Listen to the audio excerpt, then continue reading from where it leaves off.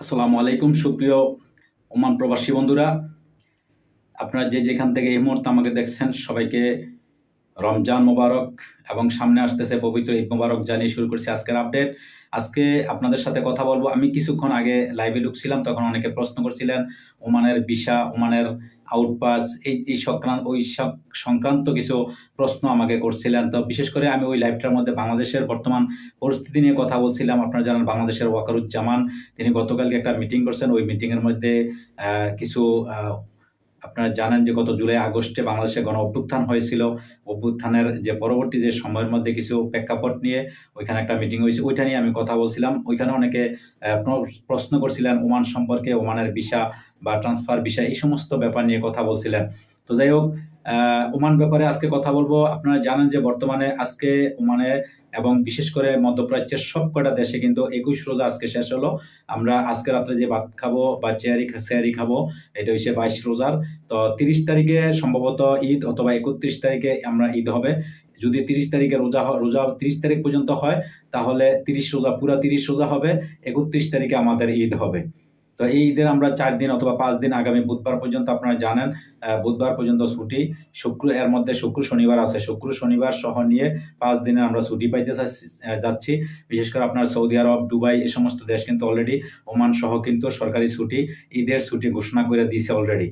তো যাই হোক, এখন বর্তমানে সব দেশেই কিন্তু, মধ্যপ্রাচ্যের সবকটা দেশে কিন্তু এখন সামনে ঈদ আসতেছে। ঈদের আমেজ নিয়ে বা ঈদ নিয়ে কিন্তু এখন সব দেশে কিন্তু এখন উদযাপন কিভাবে করবে, প্রত্যেকটা রাস্তাঘাট সবকিছু, তারপরে সাজানো গুজানো এগুলা করতেছে তারা। এখন ওইটা নিয়ে তারা ব্যস্ত আছে, ঈদ নিয়ে ব্যস্ত আছে। এখন ওমানের যে ভিজিট ভিসা বা ওমানের ভিসা কবে খুলবে বা ব্লগ, এগুলা নিয়ে আমি আপনাদেরকে কয়েকবার বানানোর ভিডিও বানাইছি বা কয়েকবার বলার চেষ্টা করছি, বিভিন্ন তথ্য দেওয়ার চেষ্টা করছি।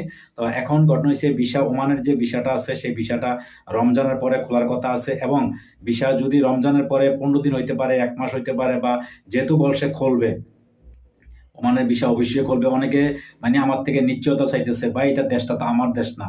কথা কথা একটু বোঝার চেষ্টা করেন, এই দেশটা কিন্তু আমার না, আর আমার কথায় কিন্তু দেশ চলে না।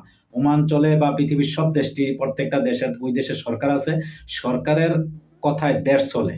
কথা বলছেন, কিন্তু সরকার যেই কথাটা বলবে, ওমান সরকার যেই কথাটা বলবে, সেই কথাটা আমি আপনাদেরকে বলার চেষ্টা করি, এটা বুঝতে চেষ্টা করেন। ঠিক আছে? এখন ওমানের যে আপডেটটা আসে, যখন যে আপডেটটা আসে বা খোঁজখবর, এটা পর্যবেক্ষণ করে আপনাদেরকে কিছু বোঝানোর চেষ্টা করি বা বলার চেষ্টা করি। আপনারা হয়তো আবার অনেকে বলবেন যে আপনি কি বেশি বুঝেন না। আমি বেশি বুঝি না, যেটুকু আমি বুঝি আমি আপনাদেরকে বলার চেষ্টা করি। এরপর যদি আমার কথাবার্তা ভুল হয়, বা যদি আমি যেটা না বুঝি, এটা আমাকে অবশ্যই কমেন্টের মাধ্যমে আপনারা বোঝানোর চেষ্টা করবেন বা বলার চেষ্টা করবেন। তো সর্বশেষ কথা হইলো, আপনারা জানেন যে আউটপাস নিয়ে অনেকে আমাকে প্রশ্ন করছেন যে আউটপাস এগুলা কি চালু আছে কিনা। আউটপাস অবশ্যই চালু আছে। আগামী জুলাই 31 তারিখ পর্যন্ত দীর্ঘ 6 মাসের মেয়াদে আউটপাস চালু আছে। আপনি আউটপাসে গেলেও যাইতে পারবেন। তার সাথে সাথে যারা অবৈধ প্রবাসী আছেন তাদেরকে বৈধ। এখন এইটা কোনো জায়গার মধ্যে জরিমানা মাফ করতেছে, কোনো জায়গায় করতেছে না, তবে বলছে যে এটা রমজানের পরে নাকি চালু হবে, রমজানের পরে ওইটা কার্যকারী হবে। তবে একটা কথা আপনাদেরকে বলি, যেহেতু এটা তো আপনাদের স্বীকার করতে হবে যে ওমান সরকার বিবৃতি দিয়েছে, 60 মিলিয়ন রিয়াল প্যাকেজ ঘোষণা করছে ওমানে অবৈধ প্রবাসীদের জন্য। এটা কিন্তু অবশ্যই, এটা একটা কথা আমি বলছি, বলার পরে এটা তো অস্বীকার করার কোনো সুযোগ নাই। বা একটা দেশের সরকার যেহেতু এটা বিবৃতি দিয়েছে, কথাটা আপনারা বোঝার চেষ্টা করেন। সরকার বিবৃতি দিয়েছে যে এটা ঘোষণা করছে যে অবৈধ লোক বৈধ করার জন্য 60 মিলিয়ন রিয়াল ঘোষণা করছে, প্যাকেজ ঘোষণা করছে। এটা অবশ্যই, এটা কিন্তু আমার বানানো বা মিথ্যা কথা না। যেহেতু এটা বলছে, এটা কার্যকারী এখনো শুরু যদি না হয়ে থাকে, অনেকে কমেন্টের মধ্যে বলতেছেন যে ভাই আমি সানাত অফিসে গেছি, আমার থেকে এত টাকা জরিমানা পুরো হিসাব করতেছে, এত টাকা আসতেছে, এগুলা কিন্তু আমি সব কমেন্টসগুলো কিন্তু আপনাদের পড়তেছি বা আমি কিন্তু দেখতেছি। কিন্তু এটার কারণটা হচ্ছে কি জানেন, কারণটা হচ্ছে ওই সিস্টেমটা এখনো আসে নাই। এখনো কোনো সানাত অফিসে আসছে, কোনো সানাত অফিসে এখনো ওই সিস্টেমটা এখনো আসে নাই।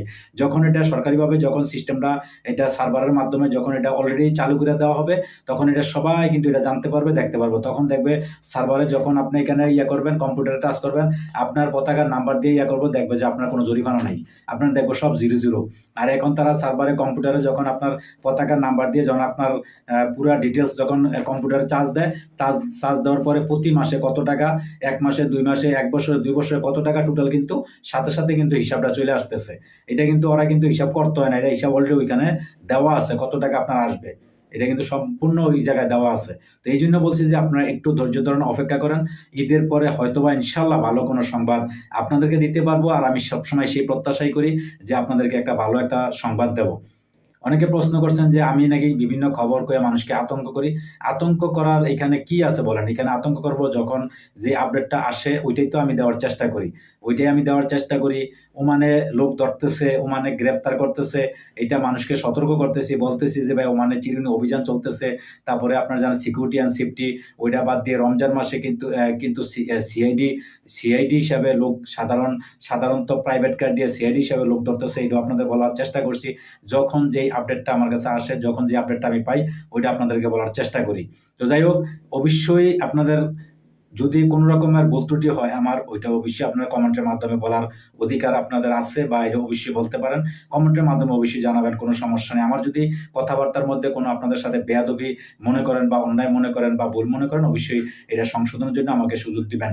আর সেটা আমি সবসময় আমার এটা ভালো লাগে, আপনারা কমেন্টস করার কইরা আমাকে ভুল সংশোধনের সুযোগটা যে আপনারা করে দিতেছেন, এটাও কিন্তু একটা ভালো। আবার অনেকে অনেক কিছু জানতে চাইতেছেন, এটাও আলহামদুলিল্লাহ আমি শুকরিয়া আদায় করি আল্লাহ পাকের কাছে। এবং আমি সবসময় এই দোয়াটাই করি, এই পবিত্র মাহে রমজান মাসে ইনশাল্লাহ রোজা রেখে আমি আল্লাহর কাছে এটাও প্রার্থনা করি যে আল্লাহ পাক যেন আমাকে এই মুখ দিয়ে যেন কোনো মিথ্যা আশ্রয় না নেয় বা মিথ্যা কথা বলে আপনাদেরকে বিভ্রান্তি করব বা মানুষের ক্ষতি করব, এটাও আমি চেষ্টা করি না। আমি চেষ্টা করি যে আমার কথার দ্বারা বা আমার দ্বারা যাতে মানুষ একটু আনন্দ সুখে থাকতে পারে বা ভালো কোনো কিছু আমি আপডেট দিতে পারি, সেই প্রত্যাশা বা চেষ্টা আমি সবসময় করে থাকি।